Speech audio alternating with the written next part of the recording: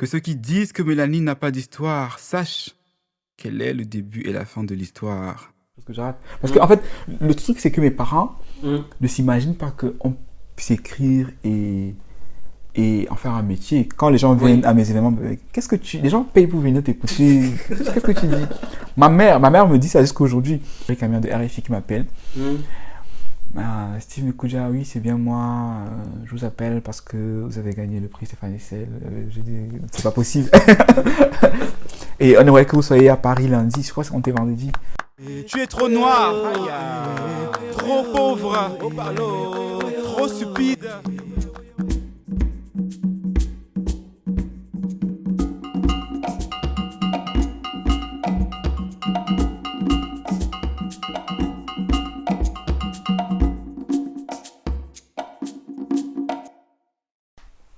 Donc voilà, Tam Tam de Liberté continue aujourd'hui. Nous sommes à la rencontre d'un artiste dont la profondeur nous a très vite interpellés. C'est un poète, un chanteur, un réalisateur. Donc Steve, voilà, je te laisse ce soir te présenter tout seul. Bonjour, bonsoir, merci pour l'invitation. Enfin, me présenter, vous l'avez dit, je suis Steve Mekouja. Je peux te tutoyer? Bien sûr, okay. Tu devrais. Je suis Steve Mekouja, un poète, chanteur, directeur artistique, réalisateur, d'origine camerounaise, 26 ans. Je suis à Berlin. Ok. Et donc, où est-ce que tu es né? Où est-ce que tu as grandi? Né au Cameroun, à Yaoundé. À l'âge de 10 ans, mon père a été affecté en Konsamba. Ok. Donc le lycée, j'ai fait en Konsamba, avant de venir en Allemagne.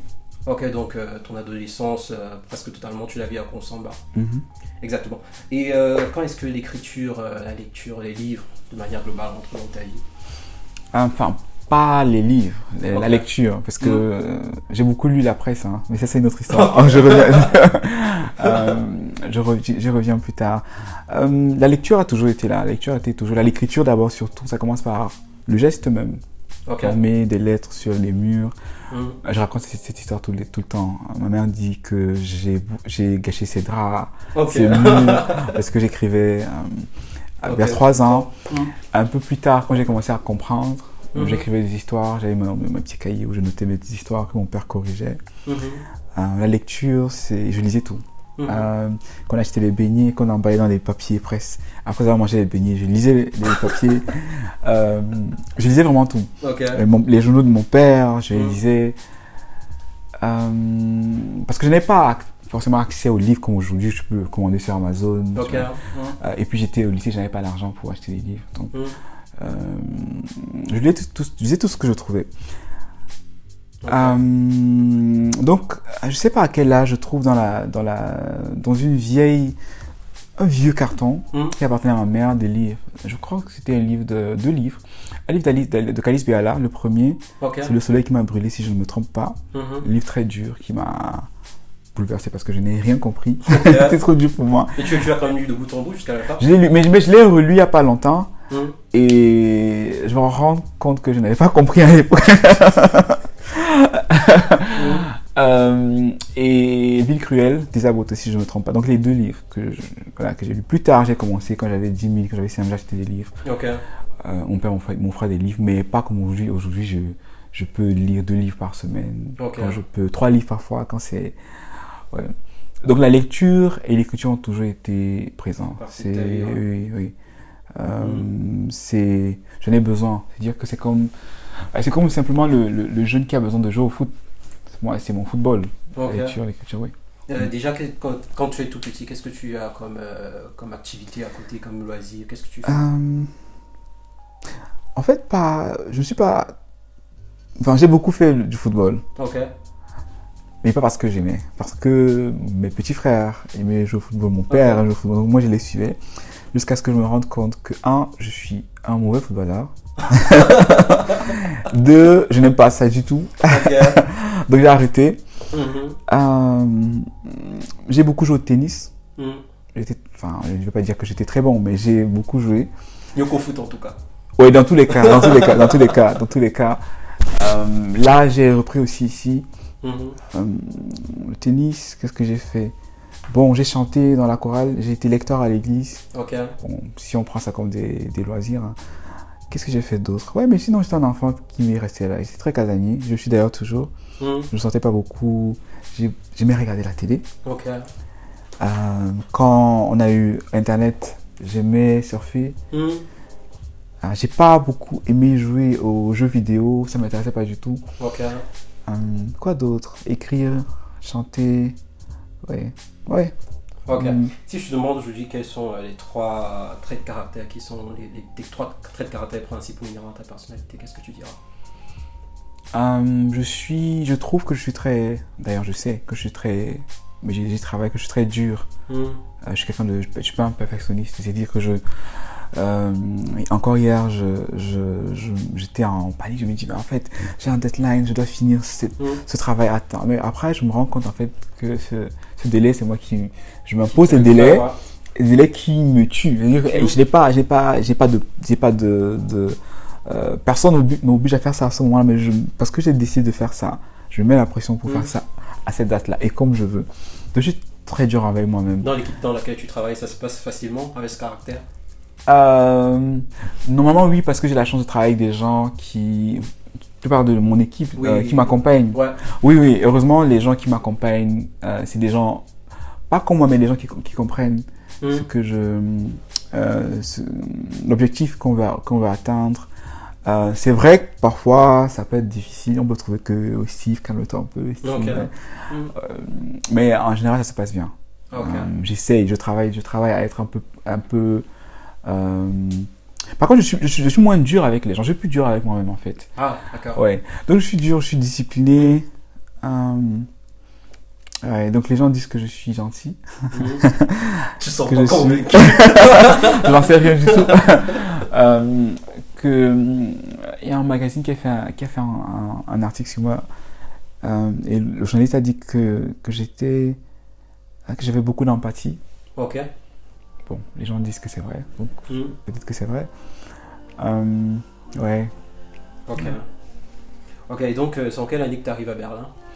Couleur, couleur, couleur, couleur, couleur, couleur, couleur, couleur, couleur. 2013, fin 2012, début 2013. Ouais. Pour tes études, c'est ça? Mm-hmm. Et quel cursus tu choisis? En allemand, Technische Informatik, informatique technique, si on veut. Ok.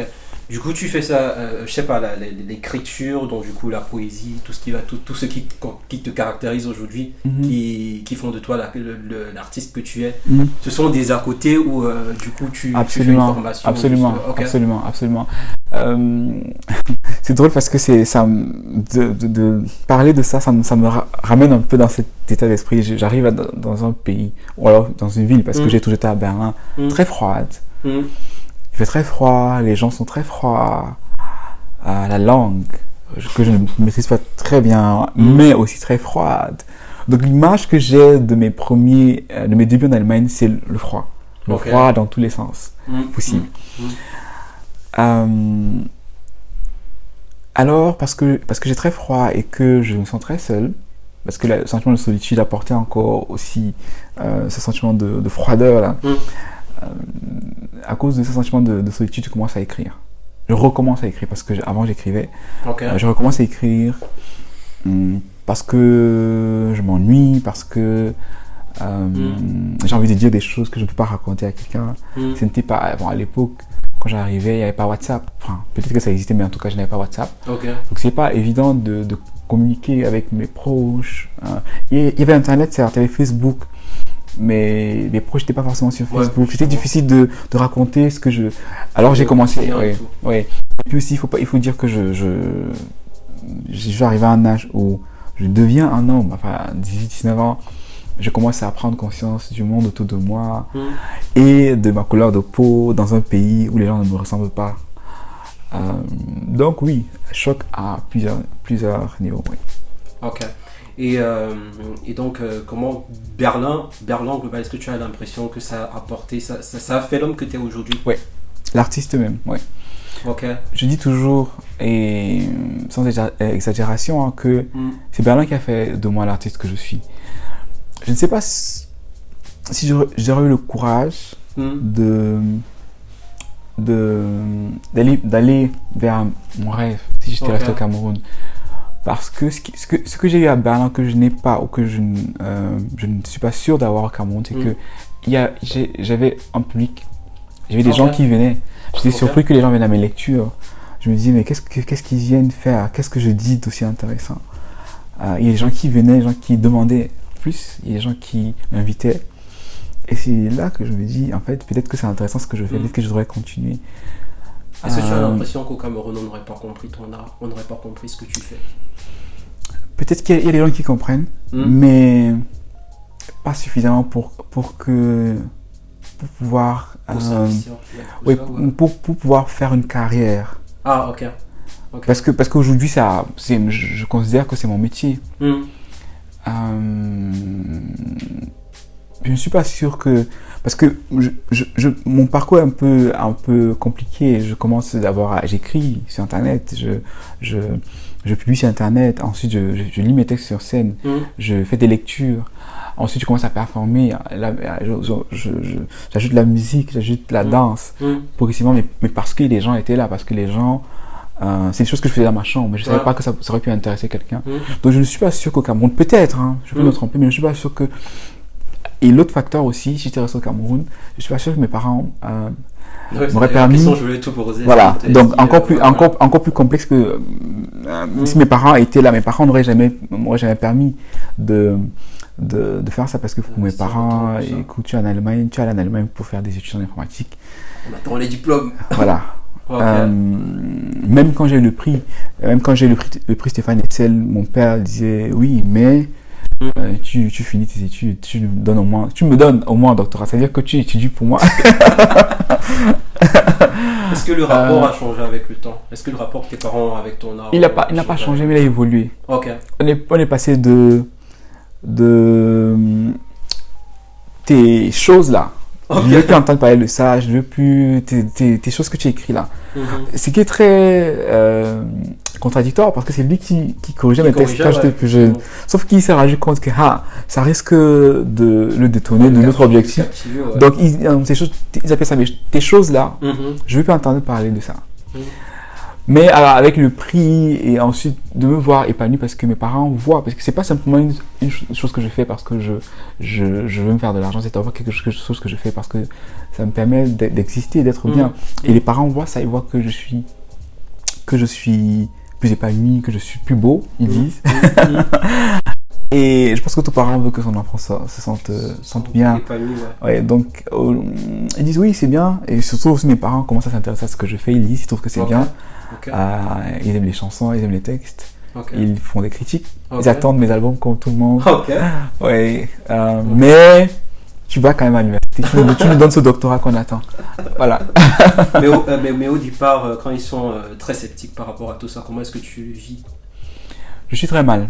Je suis très très mal même, parce que dans ma famille, le rapport avec mes parents est très... Bon, ça a un peu changé. J'avais besoin que mes parents bénissent tout ce que je fais. Papa, je vais à tel endroit, d'accord.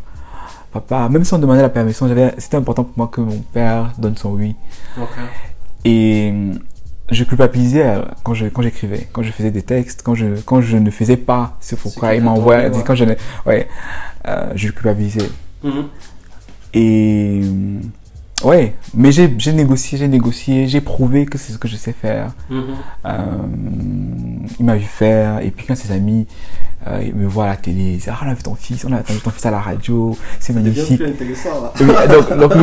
Donc en fait, lui se dit, il a l'impression en fait qu'il rate quelque chose. C'est que si mes amis maîtrisent, alors sont au courant de ça, alors que moi je suis à le combat, peut-être qu'il y a quelque chose que je rate. Parce que en fait, le truc c'est que mes parents ne s'imaginent pas qu'on puisse écrire et en faire un métier. Quand les gens viennent à mes événements, les gens payent pour venir t'écouter. Qu'est-ce que tu dis? Ma mère me dit ça jusqu'à aujourd'hui. Donc oui, j'ai beaucoup négocié, j'ai prouvé aussi. C'est dommage de devoir passer par là pour convaincre les gens, parce que les gens qu'on aime, pour avoir leur bénédiction. Mais bon, c'était peut-être que s'ils m'avaient soutenu depuis le départ, peut-être que je n'aurais pas donné le meilleur de moi. Ouais. Exactement. Alors, on va revenir sur ce prix au salon du livre à Paris. Tu nous racontes cette aventure.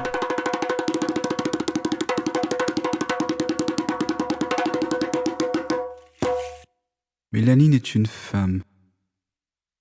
Une femme pas comme alors, magnifique. C'est un très beau souvenir.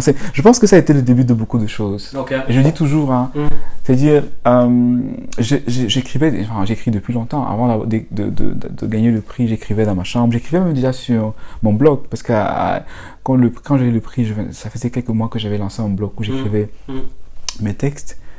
Mais pour moi, mes textes n'étaient pas... Enfin, c'était des textes... Pour moi, c'était des textes... Je n'imaginais pas qu'un concours avec 1000 candidats cette année, à peu près, 900 et quelques. Mais quand tu écris tes textes dès là-bas, sans vouloir te couper, quelle est la perspective? Tu veux écrire un livre? J'écris pour moi-même. Ok. Oui, j'écris pour moi-même. Est-ce que je vais écrire un livre? Oui, mais je ne veux pas publier. Je ne sais même pas je ne pense même pas à ça. J'écris des livres et je dis, ouais, j'ai dit à mes parents, j'ai écrit un livre et j'écrivais, que je faisais saisir et j'imprimais. Donc j'ai des livres en fait. Si ça va être auteur, je dirais que je suis l'auteur de plusieurs livres à succès dans mon imaginaire. Précision, on vaut la peine. Ouais, donc j'écrivais des romans, j'écrivais des recueils de nouvelles. Donc quand je vois qu'on a lancé le concours, je me dis bon, j'essaye. Mais sans bon, je ne dis pas tout le monde participe à un concours pour gagner. Ouais. Mais honnêtement, je ne m'y attendais pas.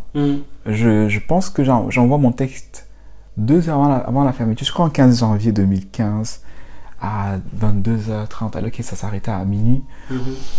Et quelques mois plus tard, on m'appelle, c'est vous si je m'écoute, Eric Amiens. Je ne sais pas si vous connaissez Eric Amiens de RFI qui m'appelle. Steve Mekouja, oui, c'est bien moi. Je vous appelle parce que vous avez gagné le prix Stéphane Hessel.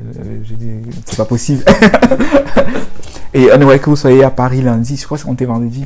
À Paris lundi. Je n'y crois pas. Je vais à Paris. Je reçois le prix. Et c'était ce qu'il me fallait à ce moment-là. Pour que mes parents comprennent. Pour que moi aussi. Parce que, oui, pour que je comprenne que c'est. Oui. Ça peut être intéressant ce que je fais. Ouais. Bon, depuis. Ok. Et donc, comment est-ce que l'aventure continue après ce prix? Donc, comme j'ai dit, mon père entend mon nom à la radio. Il est très content. Il me dit bon, écoute, si tu m'as prouvé que c'est ce que tu aimes faire, ce que tu sais faire, bah, fais-le. Mais sois sage. Bon. Sois sage, ça veut dire continue les études. Hein. et continue, pas juste continue, mais avec des notes, avec des bonnes notes. Et maintenant, je pense que même ma démarche a changé après ça. C'est-à-dire que je n'écrivais plus en me cachant, je ne culpabilisais plus. Je prenais plus de plaisir à écrire. Et aussi, j'écrivais maintenant plus pour les autres. Parce qu'avant, j'écrivais beaucoup plus pour moi. J'écrivais plus pour les autres. Les thématiques aussi ont peu changé. Mes sujets sont un peu plus diversifiés. Et pas seulement les thématiques, plus tard, j'ai commencé à faire de la poésie. Quel était le déclic qui t'a fait... Honnêtement, je ne sais pas. Je pense que la poésie, même quand j'écrivais la prose, même quand je faisais la prose, même quand j'écrivais des romans, les gens trouvaient que j'avais un style très poétique. Donc je pense que la poésie a toujours été là. C'est peut-être parce que je n'ai pas eu la chance de lire plusieurs ouvrages plus jeunes, que je ne savais pas vraiment à quoi. C'est-à-dire que je n'ai pas appris à écrire. Mon école, ça a été l'écriture. C'est en écrivant moi-même que j'ai appris à écrire. Et peut-être parce que je n'avais pas des références, je n'ai pas lu beaucoup de poètes. Peut-être c'est à cause de ça que je ne savais pas dans quoi exactement, dans quel style je me trouvais. J'écrivais de la prose, mais les gens se trouvaient que c'est trop poétique, ce qui n'est pas mauvais. Et je ne sais pas quel poète j'ai lu. J'ai lu beaucoup. J'ai ma période où j'ai lu beaucoup de poètes. Et surtout aussi, j'ai beaucoup consommé de la poésie parlée, c'est-à-dire pas juste écrite, mais aussi beaucoup de poètes, Maya Angelou, Sonia Sanchez, C'est ces gens-là qui m'ont donné envie de commencer à écrire la poésie. Ensuite la musique, quand je commence à performer la poésie sur scène, la musique s'impose. Okay. Un peu plus tard, la danse, etc. You enter this world and spirit sing. This is a man.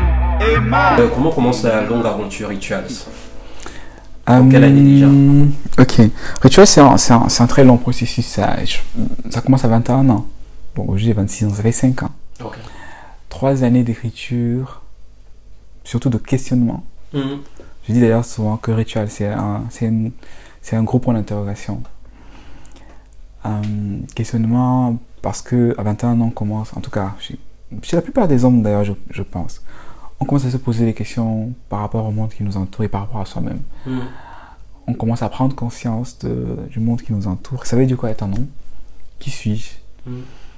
Pas seulement qui suis-je moi, à tellement d'échelles. Ma sexualité, ma race, si on veut. J'aime pas trop ce mot, mais bon.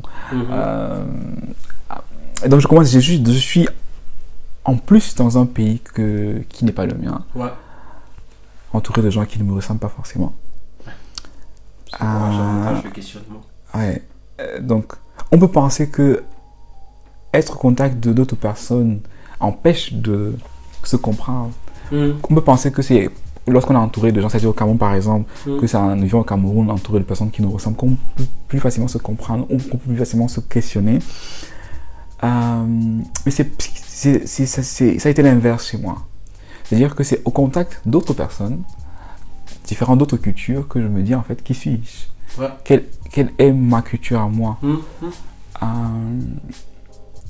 C'est pour ça que j'invite tout le monde à parfois sortir de sa ville, de son pays, de sa maison, pour aller au contact d'autres choses. Parfois, ça réveille des choses en nous. Alors, donc, je me pose ces questions, ça veut dire quoi? Et une question qui est dans mon esprit depuis très jeune, sans même que je n'en ai conscience, ça veut dire quoi être un homme en fait? C'est la perception que j'ai de la masculinité, alors comment le monde traite les hommes, alors comment les hommes se comportent. Ou ce que le monde attend des hommes. Voilà, ça m'a toujours un peu intrigué, c'est-à-dire, déjà très jeune, j'ai dit que j'ai joué au football. Contre ta volonté.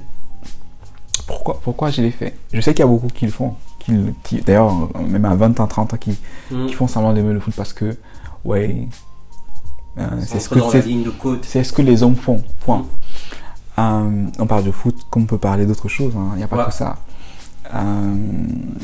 Donc, je commence à questionner ces choses-là. En fait, ces choses que j'ai toujours fait, que j'ai fait parce que je pensais que c'était normal, parce que tout le monde faisait ça. Mais en fait, d'ailleurs, pourquoi je fais ça? Est-ce que je suis obligé de faire ça?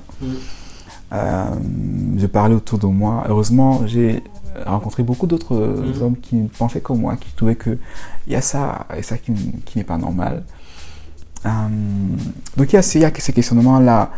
Ensuite, par rapport à moi-même, par rapport à ma couleur de peau, quand tu vis le racisme, quand même pas seulement ici, sur Internet, heureusement aujourd'hui on peut savoir ce qui se passe aux États-Unis.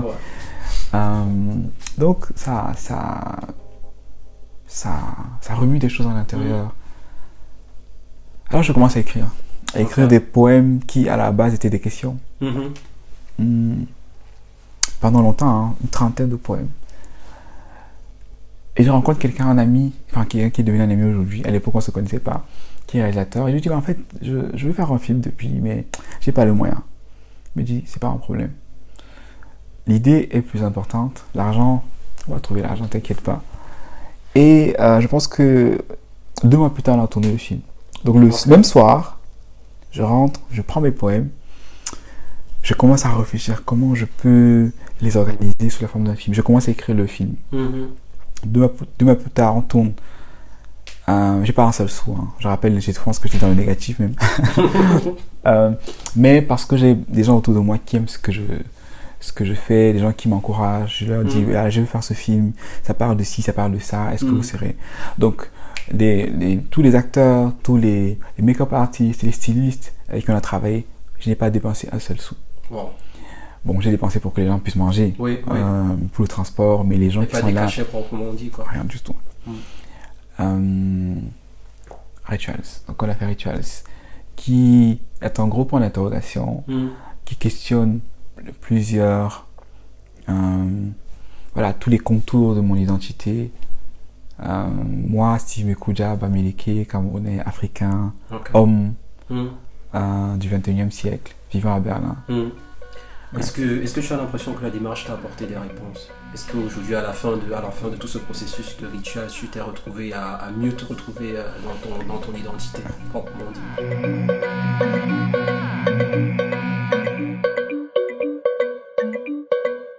Je ferme les yeux et je rêve.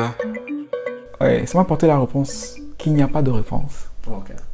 Ça semble un peu abstrait, mais c'est vrai. Cette phrase me fait énormément plaisir. Cette phrase me fait énormément plaisir. Il n'y a pas de réponse par rapport à l'identité. Il n'y a pas un blanc ou un noir ou un jaune ou un rouge. Il y a des éléments qui s'entremêlent, qui s'entrechoquent, qui s'opposent, qui s'embrassent, qui se rejettent à des moments précis, qui changent, qui prennent plusieurs formes, qui font semblant, qui... Oui. C'est incroyable, mais c'est exactement ce qu'on dit dans le premier article d'identité qui certainement aura déjà paru quand cette interview va sortir. Ok. C'est incroyable. Je ne l'ai pas lu, j'ai rappelé que je ne l'ai pas lu. Très important à noter. Okay. Donc, mais il n'y a pas une réponse. Je ne peux pas dire aujourd'hui je suis, non. Parce que je ne suis pas une chose, je ne suis pas un concept, je ne suis pas un mot, je ne suis plusieurs choses qui se baladent, qui voyagent. Et je trouve ça extrêmement beau de pouvoir épouser tout ça. De ne pas rester enfermé dans ce que je pense être ou dans ce que le monde veut que je sois. Ok. Aujourd'hui, quel est ton rapport avec ta culture, avec la culture africaine? Dans ton premier, dans Rituals, on écoute des paroles en Yumba, on écoute vraiment cet attachement-là pour ta culture. Est-ce que c'est évolué avec le temps? Dans Song of Freedom, est-ce qu'il y a une évolution? Comment est-ce que ce rapport évolue avec le temps, de manière globale? Je ne sais pas si on peut appeler ça une évolution, mais ça a toujours été là. Ma culture est en moi. C'est-à-dire que je veux ou non, elle est là. Les Allemands disent que je parle l'allemand avec l'accent camerounais. Dans mes textes, il y a des chansons qui me viennent dans ma langue maternelle, que je ne maîtrise pas parfaitement, mais il y a des mots qui me viennent dans des phrases, des mélodies.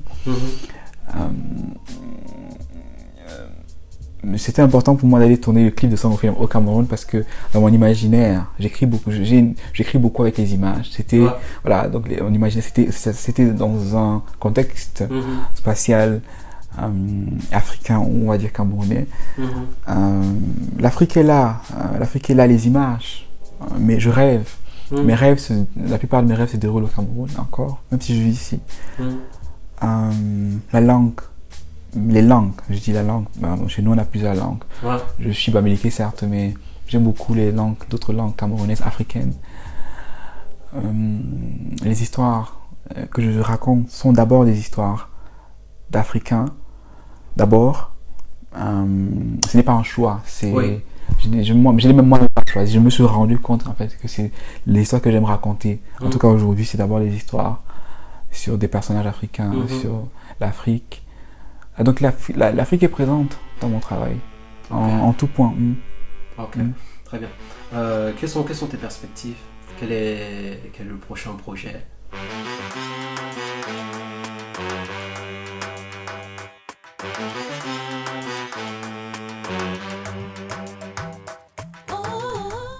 D'abord, il y a un projet qui arrive. J'ai annoncé le projet avec Song of Freedom. Je ne sais pas encore si je vais faire un album ou un EP. Parce que j'ai plusieurs chansons. Il y en a que j'aime un peu plus, d'autres un peu moins. J'essaie de former quelque chose de cohérent. Donc je suis là dans la phase de réflexion. C'est vrai que j'ai déjà commencé à écrire le prochain album. J'écris beaucoup. C'est une maladie. Un roman aussi. Bon, personne ne sait. Hein. Okay. J'ai commencé Merci pour l'exclusivité. Ça va pas être le premier. J'ai écrit plusieurs que je n'ai pas voulu publier parce que j'estimais que ce n'était pas assez bien. J'espère que cette fois-ci ça va être la bonne tentative. Un film aussi peut-être que j'aurais envie d'écrire un film. J'ai des idées mais je n'ai pas encore commencé à écrire. Okay. J'aimerais bien. Ouais. Quel est ton message à la prochaine génération? Tu le dis si bien. À cette nouvelle génération d'êtres qui me ressemblent, qu'elle porte en elle des vœux qui nous rassemblent.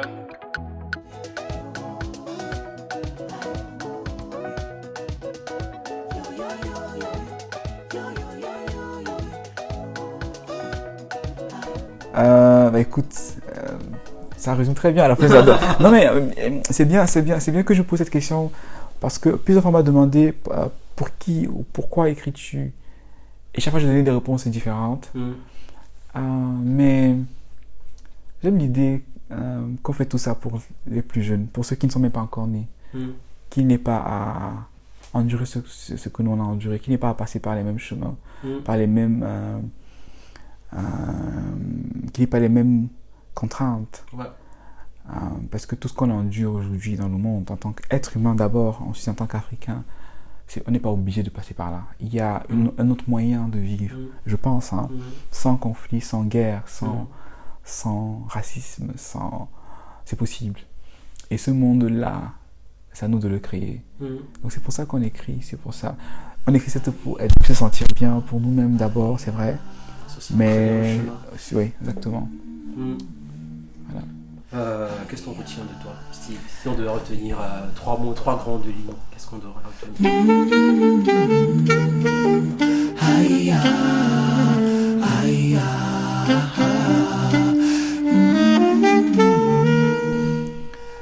Écoutez, qu'est-ce qu'on va retenir de moi? Qu'est-ce que je veux qu'on retienne de moi? Que je suis Camerounais, un Camerounais qui rêve d'un Cameroun meilleur. Je ne veux pas rappeler ce qui se passe au Cameroun en ce moment. J'espère qu'au moment où j'espère qu'au moment où l'interview sera publiée, que la situation aura changé. Mais sinon, je rêve d'un Cameroun où les gens vivent mieux, où les gens s'entendent, où les gens peuvent avoir des rêves, les gens peuvent rêver. Surtout, les gens ne rêvent pas au Cameroun. Donc j'aimerais qu'on retienne de moi que je souhaite ça pour mon pays.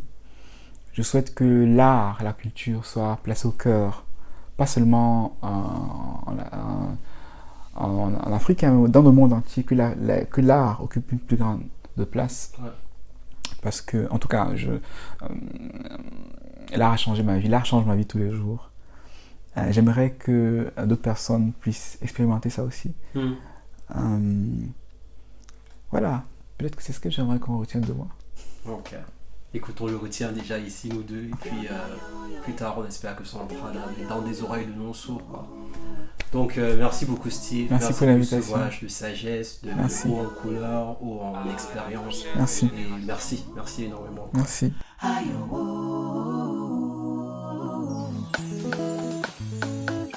À la prochaine génération d'hommes à mon image, habillés d'ambition, arrosés d'illusions, assoiffés de vie, mais